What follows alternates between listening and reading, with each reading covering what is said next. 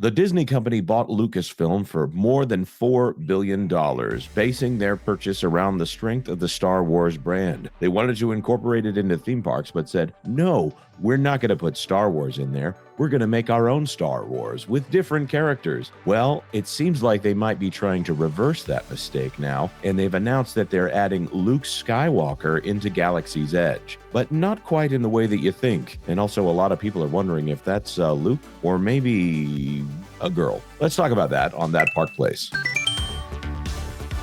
Hello, I am Jonas J. Campbell, an investigative reporter for That Park Place, and here with me in one of the few videos where it's appropriate to say this, my Wookiee co-pilot, Mr. VashSky. Vash, are the atomic batteries to power?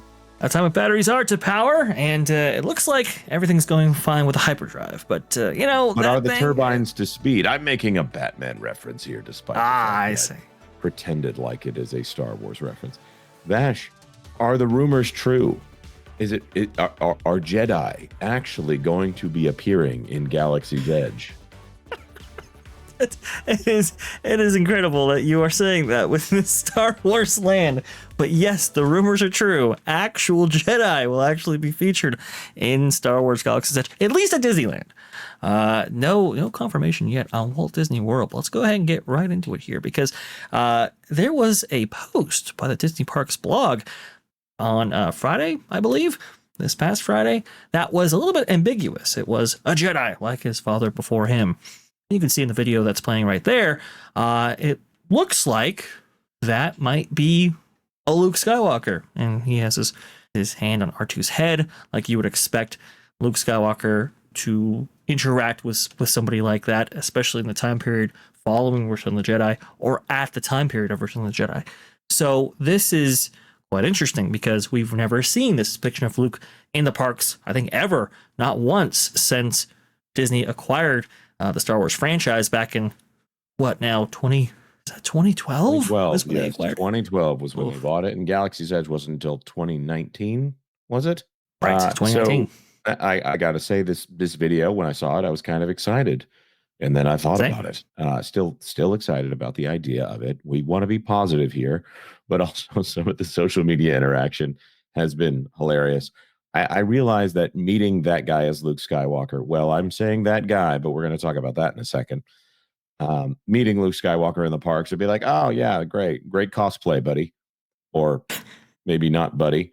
But R2D2, if I got to meet an R2D2 that was like convincing in a situation like that, I think I'd geek out. Like okay, when I met Chewbacca at the park, I hugged whoever was in that Chewbacca suit, and I enjoyed that, and I was fully in the moment here. R2D2, right along those lines. If there was a realistic C3PO, okay, great, sure, that would be awesome. But I don't get that magic when we're talking about Luke Skywalker. It also appears to be Mandalorian Season 2 era Luke Skywalker. So they are not pushing outside of the current era that they're in. That would also mean that Rey, sorry, when I said some Jedi would be appearing, Rey doesn't count because she's all of the Jedi, right? All of the, she's, and I guess she didn't realize she had the power inside of her all along or something like that. But here's a tweet from our good friend Jay from Drunk 3PO. By the way, I'll be on Monday nights. If you're watching this on Monday, I'll be on the Monday Hangover with him. They're reviewing Conan the Barbarian. I am the designated driver. The Monday Hangover, by the way. That's not Luke. That's a woman dressed as Luke. I don't know. What do you think, Vash, looking at that? Is that a woman? I mean, the physique is a little bit petite, I will say. It's not quite the Luke Skywalker that we saw in The Last Jedi. I can tell you that much right now. Well, if we scroll down here, let's take a look at this. This forensic reconstruction here from @2AJames_. Let's blow that one up. Oh, this is hilarious. Okay. He's drawn, that's the classic hourglass figure here being put on, that's the side view of it. Okay, when you put the lines like that, yes, of course, it looks like a girl, but I'm not sure. That blousing right there on the robe could just be the blousing of the robe. This if it is a guy, I feel bad for him. If it's a girl, okay, we're not trying to keep you from getting work here, but that's hilarious to me that everyone's like, but is it a girl? there's your there's your diversity, equity, and inclusion for you. Well, we have seen inclusive casting choices before. Obviously, that Park Place and WWE Pro, we were the ones to break the big news that the Evil It Queen. was more than a poison apple there with the Evil Queen. there you go, right there. Let's not go too deep into that one. No problem. Right now, but let's talk about what is the context in which Luke Skywalker might actually appear here. Right, Vash, I think you've got more information to throw in because this does actually look kind of cool. This is Disney actually doing Star Wars. George Lucas Star Wars. So what's going on? I think you got some stuff from the Disney Parks blog.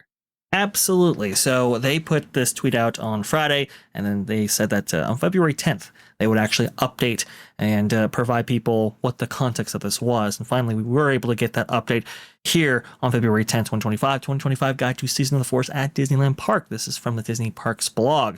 And so it goes on to talk about the Season of the Force, obviously, which is a regular festival type event they hold every single year at the Disneyland Resort, and it actually is pretty good. The image that you're seeing right now is for the Fire of the Rising Moons little show that they do, and we had heard back in November actually that they were going to get projections for this specific performance of the fireworks, which is pretty cool. But if we scroll down right here past all of this, we can see right here, joining other familiar encounters in Star Wars Galaxy's Edge, for the first time, a shadowy visitor will appear on Batuu for a limited time, wearing what seem to be Jedi robes. There are rumors it might actually be the legendary Luke Skywalker. So, just like how they have Chewbacca or Rey that have been fixtures of the land ever since the land opened in 2019, or Mandalorian, the Book of Boba Fett version of Boba Fett, and some of those other characters, I think Ahsoka has made appearances in line with those daily walkarounds.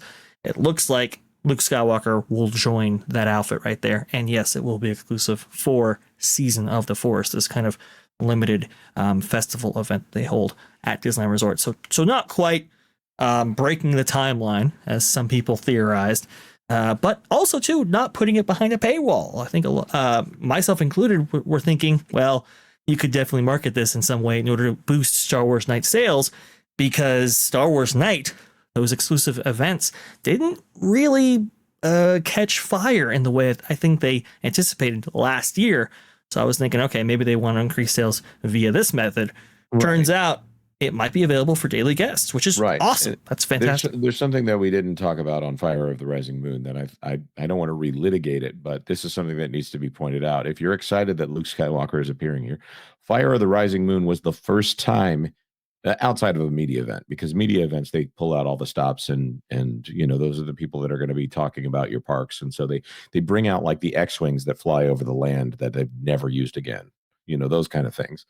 Fire of the Rising Moons is the first time that regular park guests have ever heard Star Wars music in the land. Yeah. Which is, okay, Harry Potter. I was at Hogsmeade within the last week. I was at Diagon Alley within the last week.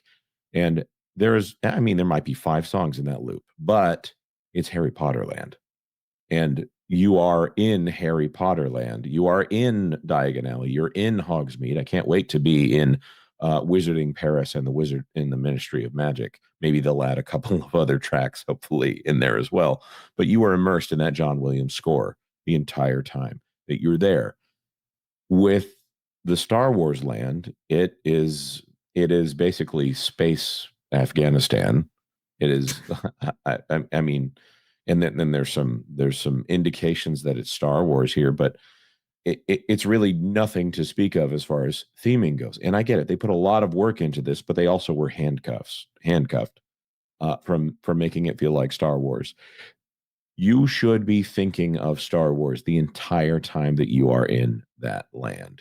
You want to sell butterbeer? You play Harry Potter music. You want to sell blue milk? change the blue milk and play Star Wars music. It is amazing to me that it has taken them this long to say, you know what?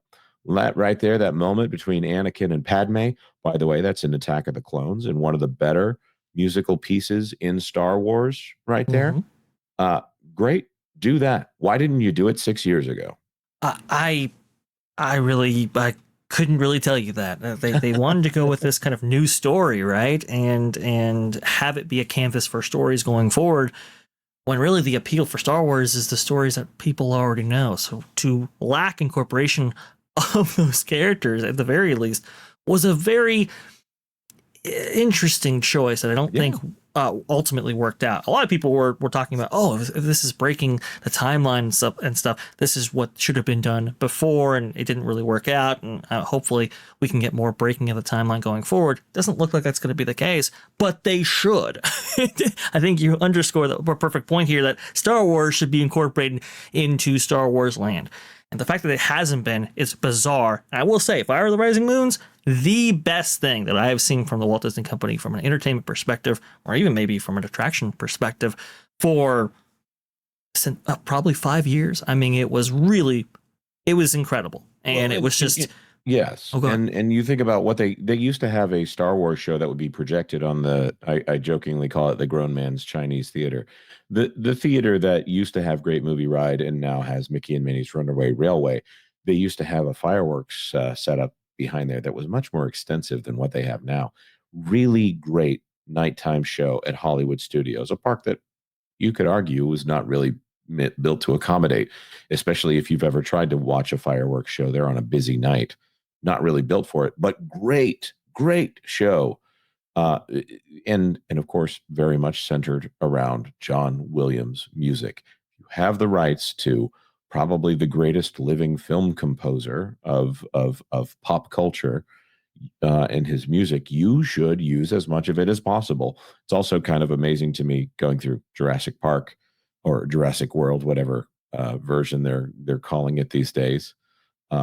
Harry Potter, Star Wars, all of that seems to be centered around John Williams. Of course, Jaws, but they don't have a Jaws. They have a Jaws maquette that you can take pictures with, but they don't really have Jaws at Universal Studios anymore. Nostalgic. That's not great here. Vash, what else? He's at Hollywood, so that we can, at least we can see him in one form or another. But no Jaws, no longer at Universal Studios Florida, which is very, very sad.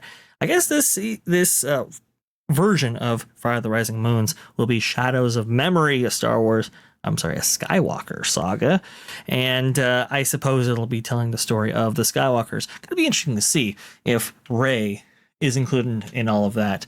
Oh dear! So, you had to bring that up. I totally forgot. That's what the company feels about her, which is interesting. Also, too, we made this note as well. They're really pushing, obviously, merchandise and special event stuff that you can actually buy there. But they also pushed Savi's Workshop. Now, that's very interesting because I have been hearing that sales haven't maybe necessarily been as robust at the Disneyland version of Savi's Workshop as they have been at Walt Disney World. Obviously, that comes down to the demographics. And when you have people who are repeat visitors to Disneyland, maybe they're not inclined to buy a $200 lightsaber every single time they go back, right? Versus you have a lot of once-in-a-lifetime visitors over there at Walt Disney World. So it is interesting how they are changing up this land and this place in order to appeal to those regular visitors at the Disneyland Resort. Very interesting. Yep, I agree. This is fascinating to me. I think it's hopeful, and hopefully it will be very successful, so they will understand the mistake that they have been making over the last 6 years. Guys, when people think of Star Wars, when people think of Batman, they don't think of Gotham. They think of Batman. When people think of Superman, they might think about the Daily Planet, but you don't need to be doing a Perry White series. I mean, great shades of Elvis. As much as I love Perry White, if you do a Perry White movie, everybody's just going to be asking where Superman is. In this, you got it. Why is Luke Skywalker not the center of whatever Star Wars land you may build? Maybe they're fixing this now. Anakin's also there too. And man, Anakin has really grown on me over the years. He's got some gravitas to him. Hayden Christensen, love to meet him someday. With that being said, like this video if you like this video. We'd love to hear your comments in the comment section down below. And if you haven't done it yet, consider subscribing to That Park Place for all the news that should be fun. Thanks for watching That Park Place News. For more information, consider checking out www.thatparkplace.com. And don't forget to subscribe, share, like, and send this out on your favorite social media accounts.